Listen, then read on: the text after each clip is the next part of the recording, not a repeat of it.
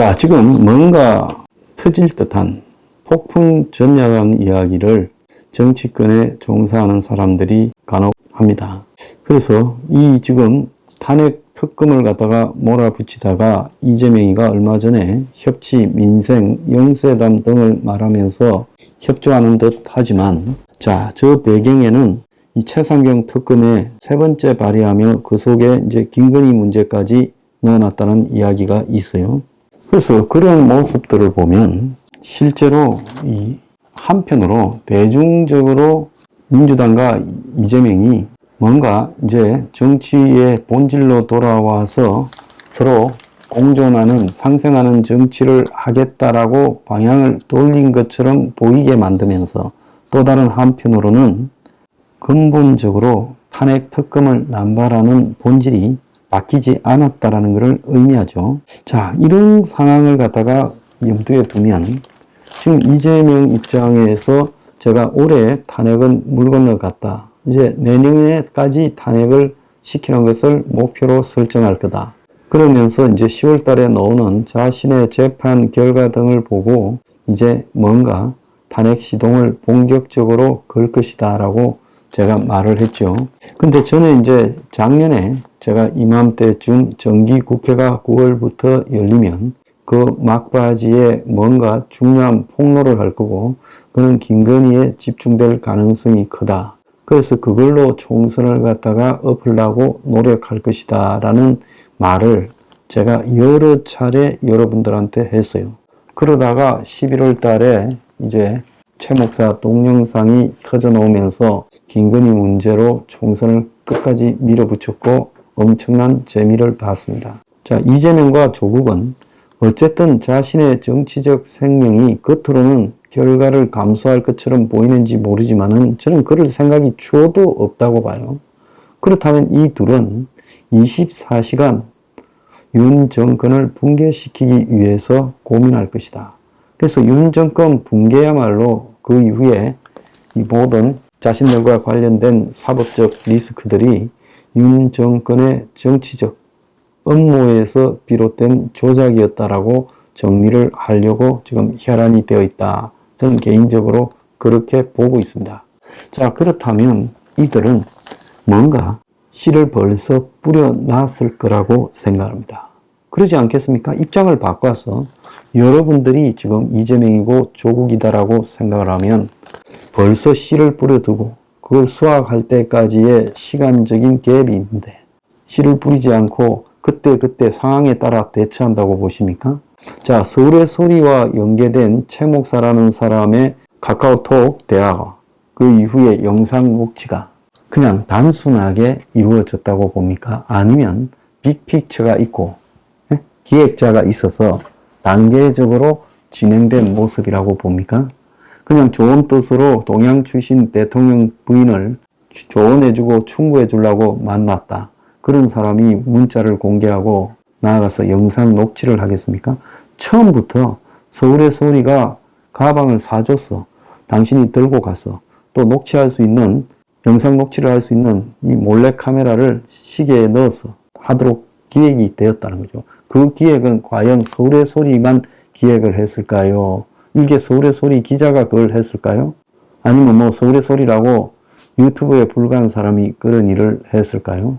뭔가가 내가 봤을 때는 깊숙한 논의가 있지 않고는 저자들이 이런 짓을 하고 저렇게 당당할 수가 없다라는 겁니다. 그래서 또 다른 제2, 제3의 공작이 벌써 진행됐을 수가 있어요. 그러면 이런 공작을 제일 잘 알아야 될 사람은 김건희 그리고 용산 윤 대통령이에요. 자, 자신들을 향해서 시도 때도 없는 공작이 진행되고 있는데 그런데 한번 걸려들고 지난번에 대선 전에 한번 걸려들었잖아요. 녹취가 터져가지고요. 그런데 또 걸려들었어요. 여기에 이제 또 걸려든다고 하면 세 번째 아마 국민들이 저렇게 어리석은 사람이라면 그건 대통령 할 자격이 없다라고 생각을 하게 될 겁니다. 그런데 나는 이 대통령을 보좌하는 이 비서들도 문제가 굉장히 많다고 생각해요. 내가 따끔한 충고를 하면 그 충고를 받아서 이런 위험성이 있습니다라고 이야기를 해서 고치려고 해야지. 황장수가 용산을 비판했고 대통령을 비판했고 김건희를 비판했습니다. 자, 이렇게 해서 황장수 손 좀 봐야 되겠는데, 이런 식으로 생각한다면요, 결국 자기 죽음을 단축하는 것밖에 안 되는 거예요. 옛날에 박근혜 정권이 똑같았습니다. 처음에는요, 저보고요, 조언해달라, 충고해달라 맨날 왔어요. 그래서 해줬습니다. 막 이제 필요하면 뭘 해달라고 요구까지 했어요. 내가 아무런 대가 없이요, 진짜 아무런 대가 없이 해줬습니다. 자, 나중에 보니까 사고는 자기들이 치고 온갖 비리를 저지르고 온갖요, 월권 행위를 밑에서 하는 걸 방치하고 있고, 그런데 그들을 일방적으로 대통령이 옹호해요. 그래서 내가 이빠른 소리 좀 하기 시작하니까 그때부터 나를 죽여야 될 대상으로 해서 방송에서 몰아내고 택도 없는 소송을 갖다가 일으키게 하고 이러면서 저를 탄압했어요. 그래서 대체로 권력자라는 사람들은 밑에 신복들을 갖다가 이야기만 듣고 진실을 보지 않고 뼈아픈 소리를 하는 사람을 멀리합니다. 그러다가 자기 무덤을 파고 그야말로 치욕을 겪게 되고 죽을 고생을 하게 되는 거죠. 저는 용산의 윤 대통령이 자기 참모들에 대해서 한번 제대로 점검해 보기를 바랍니다. 내가 이런 말 한 것까지도 또 황장수가 욕했다고 씹어댈지 모르지만 그러거나 말거나 내가 충원을 하는 거예요. 지금 참모들이 앞으로 발생할 위기에 대해서 진정 그것을 갖다가 무마하고 정비를 하려고 노력하고 있는가 하는 겁니다. 야권이 폭로해봤자, 기껏해봤자 이번에 이런 수준이지만은 몰래카메라와 디올백 수준이 한 번 더 터지면 그때는 미안하지만은 집에 가는 수밖에 없어요. 이런 일로 집에 가느냐 하지만 아마 민심이 그런 일들을 고치지 않고 반복하는 오만함에 대해서 참지 않을 거라고 봐요. 그러니까 한 번 더 그런 일이 터지면 그때는 집에 가게 되는 상황이 매우 높은데, 그렇게 되기 전에 이런 일에 소지가 있었는지를 다 체크해 봐야 된다는 겁니다. 어떻게 체크해야 되냐? 누구 나 만나러 온 사람이나 내가 했던 말이나 내가 보냈던 통 문자가 공개될 가능성이 없는가? 왜 이 시스템에 의해서 대통령 부부를 관리하는 줄 아십니까? 대통령이라는 사람들이 이 시스템에 의하지 않고 함부로요, 처신하다가 숱한 함정들이 있기 때문에 거기에 걸려들지 않도록 하기 위해서 통제하는 거예요.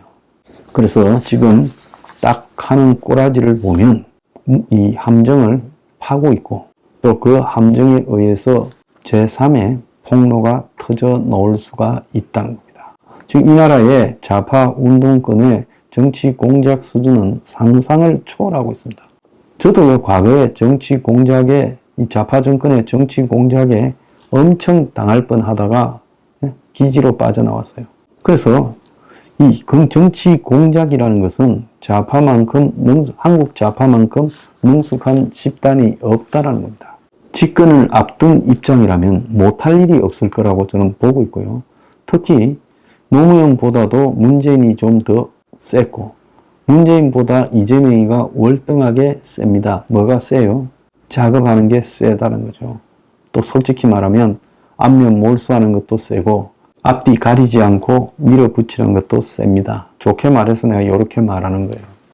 그래서 결국 지금 이재명이 아무런 답도 없이 그냥 시류에 맡겨서 그냥 저렇게 반복적으로 특검이나 탄핵 논의만 계속 떠들고 또 통과되지 않을 법안만 계속 일방적으로 통과시키고 그렇게 하면서 지금 윤 정권을 뒤집어 보겠다 하는 것은 절대 아니라는 거예요.